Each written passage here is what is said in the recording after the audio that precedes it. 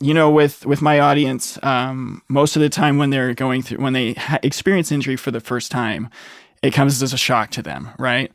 Mm-hmm. And that comes with no small amount of psychological side effects, we should say. I forgot to mention in the intro that you spent the majority of your career as a clinical psychologist as well as being a Yes. performance psychologist. And in that, I'm sure you, not just with musicians, but with people in general, helped them manage grief. And in the class that I took with you, you talked. We had, I think, a whole class period or something, talking about the stages of grief. And so, real quick, could you just kind of go through what those are and how they, like, if we were to put them under the lens of a musician just got injured, you know? Mm-hmm. Well, there's so many different directions we could go with this. And my first thought on this is we need to look at grieving as a peak performance skill. Like it's one of those skills we need to be trained in. We need to understand grieving because we will experience grief in many different levels, in many different places in our lives.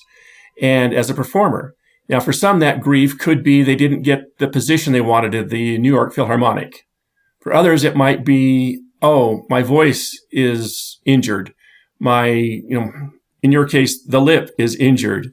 And so we have to recognize that we've got to process the myriad of losses that are a part of living life. And so as we do that, as we look at grieving, the premier person who came up with the idea of stages of grief was a person named Elizabeth Kubler-Ross. And the way I like to describe this is we're going to go through lots of different phases and aspects of grieving. We may not, well, in one area, we're going to be more at peace. In another area, we're still going to be kind of angry or frustrated or really dreading that or hurt by it. And so it's not like we go up or down a flight of stairs. So the different aspects of grief can be in different places. And so the way I like to look at it is more from the perspective that once we experience a loss, we have to acknowledge there's going to be a reaction and a first response to that loss. And sometimes it's absolutely overwhelming. Sometimes it's devastating. Sometimes it's so even terrifying. What is this loss going to mean to me? So the first thing we have to be aware of when there's any kind of injury or loss is we're going to have a reaction to it. Like, okay, expect a reaction to it because we're going to have one. And then we get to figure out what we're going to do about it. Now, the way I like to approach it, and this is really coming from my clinical training as a psychologist, we experience the loss, we have the shock of the loss. And then we've got to start to go into a working with this loss. And what does this loss mean to us? So I like to actually follow a funeral process in many areas where we have a viewing, where we have to really look at the facts. Now, over the years, I've talked to musicians who have been in denial about their injury.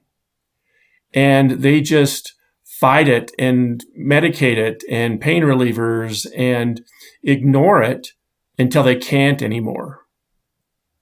And so really the first part of this in the realm of a musician is to recognize that this instrument we have, the body that we're using, we do put underneath a tremendous amount of stress, strain, challenge. But it's not supposed to be in pain when we're doing that. So one of the things we need to be aware of is if we're experiencing that signal calling pain, there's something out of place. And what do we do with it? And too many of us are really very good at ignoring pain, both physically and emotionally. And so as we experience the loss, we've got to view it.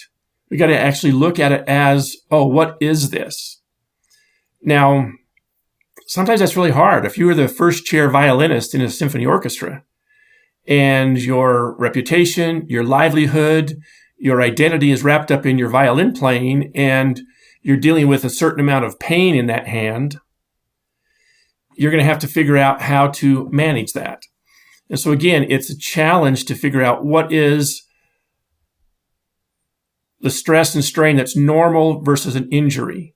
I know, for example, a lot of professional athletes, they know when they get hurt, and that's just part of the game because they got knocked down. And they also know when they're like, no, I'm injured. Like there's really a serious problem here. And so there needs to be a sensitivity for us and a willingness to look at what is going on. So that's part of the viewing. We have to look at this. What is going on? Now, in the funeral context, you go to a viewing, we see the casket. There's Uncle Bob's in the casket. We have this undeniable realization, awareness. Okay, Uncle Bob is in the casket. He's not alive. But we've got to be able to look at it. And so again, sometimes it's just really hard to look at things. And if you're in that space where you're really struggling to look at the injury you have, find some courage. Take some courage, because this really is time to look at it. Problems when they're small are much easier to manage and deal with than when they're really big. And so again, being able to recognize there's some kind of loss of function here. And in viewing this, what I think is really important is that you're viewing it through a variety of eyes. In other words, there could be a medical doctor that's a part of this. Okay, well, that's a family practitioner. It might be an ENT. Okay, it might be somebody who specializes in rehab kinds of medicine. There are some doctors that will, describe themselves as specialists with performing artists. And so you want to be able to view whatever's going on with as much information as possible. And sometimes that takes time. Sometimes it can be very costly. But you want to make sure you know what you're viewing. And so if we can clearly identify what this is, then we're going to know how best to process this, how best to work with this. So stage one really is we got to view it. Stage two on this is really more of, well, what does this mean to us? So in the funeral, we have a viewing, then we have a service, some kind of funeral service. Well, in this situation, we're talking about servicing the emotion, servicing the grief, servicing the loss.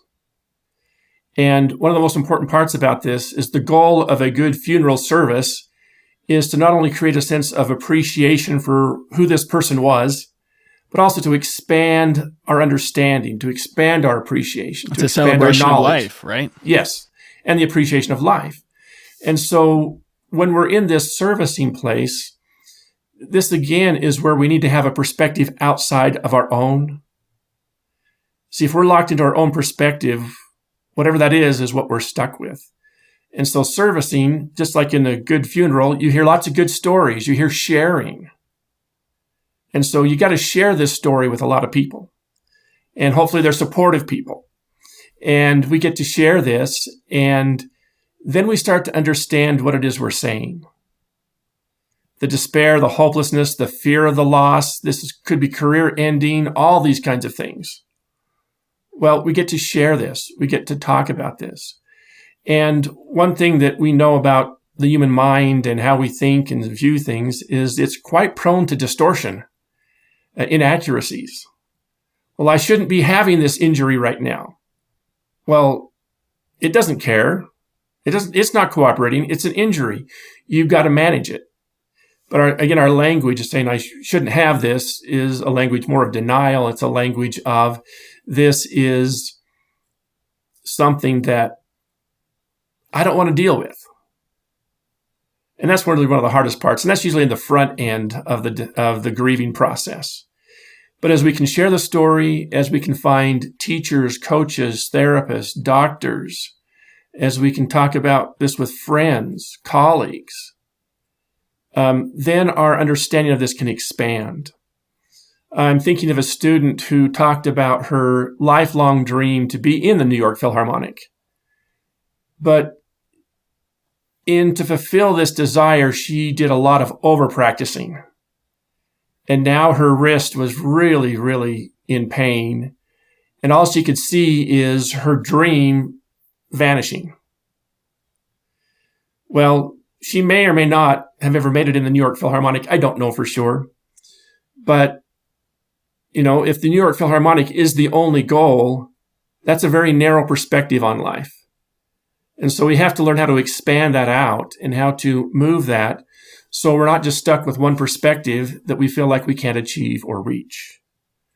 So when it comes to an injury thing, we go through that shock. We have to really look at it and get clear with what it is. Then we got to process this. What does this mean to us?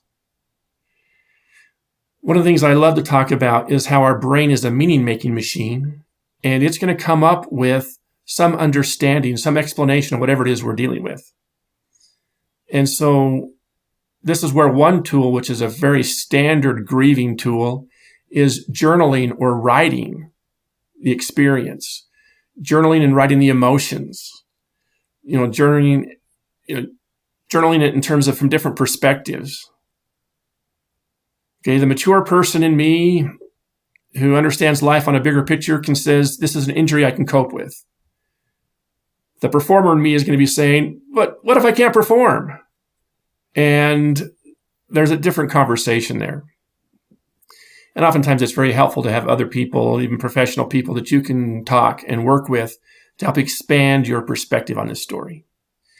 So the service, when it comes to emotional things like an injury, should result in, I call it, 2 piles of stuff. One pile of stuff needs a final resting place. It's basically not possible anymore. It's basically distorted.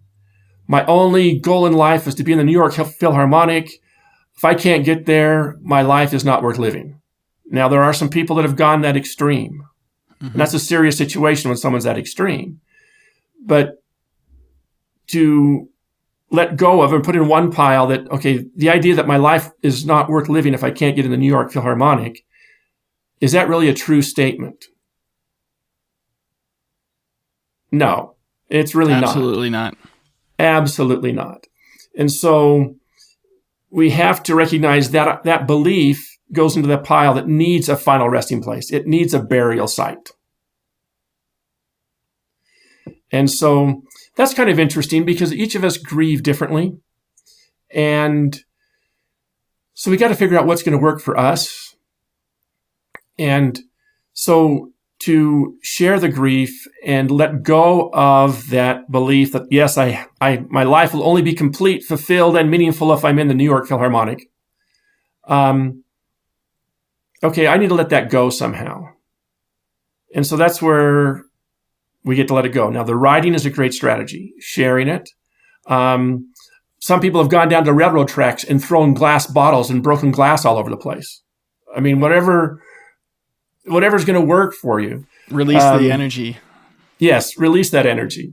I had a client once that built a Viking funeral barge for his loss. That's awesome. And it was relatively small, but he took it out on his boat and put it out on a lake. And he had pictures and he had memories and he had hopes and dreams and lots of symbolism in this. And then he actually put some gasoline on it and set it aflame and just watched it burn. There you go. That was kind of his way of saying, I need to let this go. And so those beliefs, those attitudes that need to be let go really need to be, okay, I got to bury this. And I got to let this go. And it needs to be a place where it can be at rest there. And if or when it shows up to one degree or another or gets reawakened, it's kind of like, oh, I buried you. You go back here. Sometimes you have to repeat it more than a few times because grieving is such an involved process. And so we have one pile of stuff that basically says, final resting place. This is lies, distortion. I don't want to hold on to this anymore. Let's bury that. Okay. Now, the other part of the servicing, the other pile, is the new meaning, the new story, the new framework, the new perspective, the new hope or possibility that we're seeking.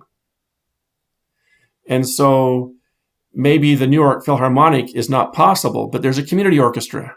I can still find fulfillment in a community orchestra. And you have to decide that's going to be fulfilling.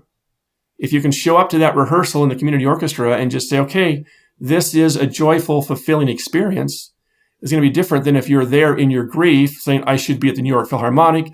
I was good enough. I was on track to be good enough to be there. I got injured. Now I'm not. So can I just ask real quick, for anybody who's listening, who's like, the only opportunity I have right now is a community orchestra, and I do want to find that fulfilling, but I don't know how.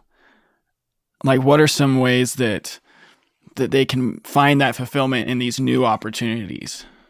Well, finding that fulfillment is really a choice that you have to declare that being in this community orchestra is good enough for now. In fact, I'm grateful for this opportunity now. This is an opportunity that's helping me develop, helping me recover, giving me a safe place to work through the injury. So again, it's really letting go of the old and bringing in the new. Hey, thanks for tuning into this episode of Trust the Process, the official podcast of Musician Unchained, the newest coaching program dedicated to helping musicians navigate and overcome injury. But before you go, I have a few quick ways you can stay connected and support our growing community. First of all, I'd love to hear from you. Shoot me a text with the link below and share your thoughts, questions, or just say hi. You can also check the show out on Instagram, Facebook, and TikTok. We also would love to see you in our Facebook support group, Trust the Process Podcast Injured Musician Support Group. If you found value in today's episode, consider making a donation to support our mission of empowering musicians worldwide. Every contribution helps us create more content and resources for you, so visit link number 2 below to support the mission. If you decide to donate, I'll send you my newest resource, the Injured Musician Toolkit, which is an ebook designed to give you tools to help you get through your injury. Subscribe to our newsletter to get exclusive insights, tips, sneak previews of episodes, and announcements straight to your inbox. Act now and I will send you a free gift. So sign up at www.musicianunchained.com/newsletter. And if you or someone you know would like to go deeper with me in the topics of injury and mindset, head over back to musicianunchained.com and check out the Let's Hang tab. As always, I want to thank Daniel Baldwin, my audio engineer, and my sister Dana Lovell for her help with the promotional materials. There is no podcast without them. Before I go, I want to tell you how much I deeply appreciate your time and support. You are not alone on this journey. There are musicians and educators out there who need this resource, and we need to get it to them. Together, we are breaking the chain of old habits and thought patterns that don't serve us anymore, and unchaining the potential within ourselves to face each challenge with strength and resilience. So, as I always say, keep on keeping on, and keep trusting the process. Until next time.